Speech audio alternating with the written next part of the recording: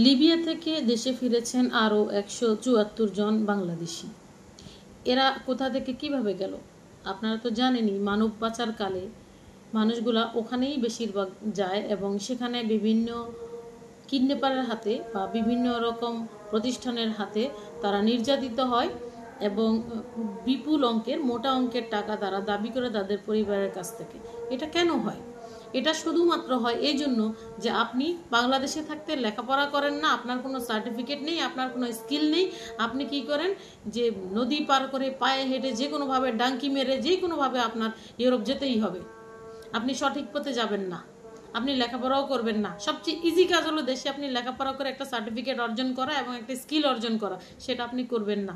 আপনি এভাবে যাবেন এবং দিন শেষে আপনি ফেরত আসবেন। আজকে যে এই মায়ের ছেলেগুলো ফেরত আসলো, যারা তো আসলো, যারা আসেনি তারা তো বিভিন্ন নির্যাতনের সম্মুখীন হচ্ছে। কেউ কেউ লাশ হয়ে যাচ্ছে, সে তার লাশও দেশে আসতেছে না। তো এই যে একটা কষ্টের অবস্থা, এই অবস্থা আর কতদিন চলবে? আপনারা কি সোজা রাস্তা বুঝেন না? সোজা রাস্তায় ইউরোপ যাবেন, পড়ালেখা শিখেন বা একটা স্কিল বাড়ান, একটা তো করেন। একটা কিছু করলে আপনি ইউরোপে যেতে পারবেন ইজিলি।